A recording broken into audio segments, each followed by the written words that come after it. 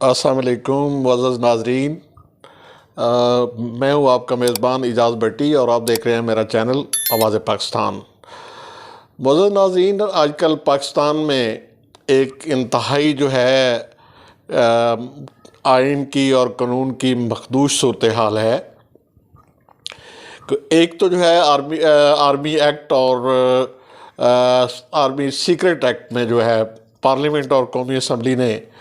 جو ترمیم منظور کی تھی وہ آج کل زیر بحث ہے، اور جس پر صدر کا بیان تھا کہ صدر نے اس کو ڈس ایگری کیا اور اپنے سٹاف کو جو ہے کہا کہ واپس بھیجے۔ اس پہ آج جو ہے روزنامہ ڈان نے جو ہے ایک رپورٹ شائع کی ہے وکلا نے، کہ اس کے تحت جو ہے کچھ اقتباسات میں آپ کے زیر نظر جو ہے وہ لاؤں گا کہ ان کے مطابق پریزیڈنٹ آف پاکستان کو جو ہے وہ لامحدود اختیارات حاصل ہیں۔ پریزیڈنٹ آف پاکستان کو اتنے اختیارات حاصل ہیں کہ آج بھی حکومت کا چیف ایگزیکٹو یعنی وزیر اعظم اور اس کی کابینہ وہ صدر کے نام پہ جو تمام پاور جو ہے وہ ایکسرسائز کرتی ہے۔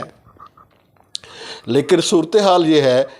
کہ اس کا پریزیڈنٹ کا جو سٹاف ہے وہ اس کے حکم سے انکاری ہے۔ اس کے اس رپورٹ کے مطابق وکلا کے پینل نے کہا کہ اگر صدر جو ہے ان کے خلاف جو ہے وہ ایک قانونی ایکشن کا لکھ دیتا ہے تو صدر کے سٹاف کو 7 سال تک قید ہو سکتی ہے۔ اتنی سنگین سزا ہے کہ ان کو 7 سال تک سزا ہو سکتی ہے۔ اور دوسری بات یہ ہے کہ اگر صدر جو ہے وہ ان سے آرمی سیکرٹ ایکٹ جو ہے، اس کے علاوہ آرمی امینڈمنٹ ایکٹ جو ہے، اس میں اگر وہ ڈینائل کرتا ہے تو اس کی کوئی قانونی حیثیت نہیں ہے۔ دوسری جو ایشو ہے وہ جو ہے صدر پاکستان نے آرٹیکل 244 اور 244A کے مطابق چیف الیکشن کمشنر کو خط لکھا ہے کہ آپ میرے پاس تشریف لائیں، چونکہ نیشنل اسمبلی ڈیزالو ہو چکی ہے اور نیشنل اسمبلی وزیر اعظم کی ایڈوائس پر میں نے اس پر اپنے سگنیچر جو ہے وہ ثبت کیے ہیں۔ تو اس کے مطابق جو ہے قانون کے آرٹیکل 244 کے مطابق میں نے آپ سے جو ہے نئے الیکشن جن کا انعقاد 90 دن کے ہونا ہے اس پہ کنسلٹیشن کرنی ہے۔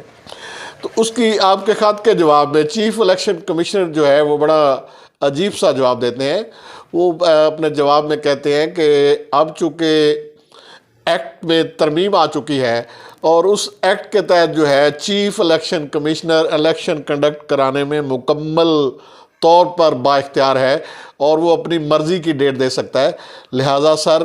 آپ سے اس معاملے میں جو ہے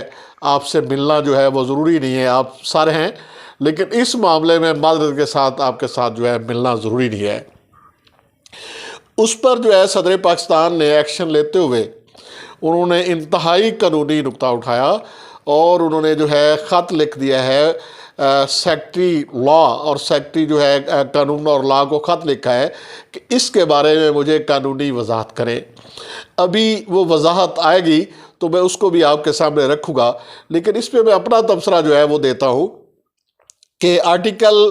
244 کے مطابق صدر کو آئین کے تحت یہ اختیار حاصل ہے کہ وہ اسمبلی ڈیزالو ہونے کے بعد جو ہے 90 دن میں جو ہے وہ الیکشن کنڈکٹ کروائے، اور اگر وہ اپنے سائنوں سے اسمبلی ڈیزالو کرتا ہے تو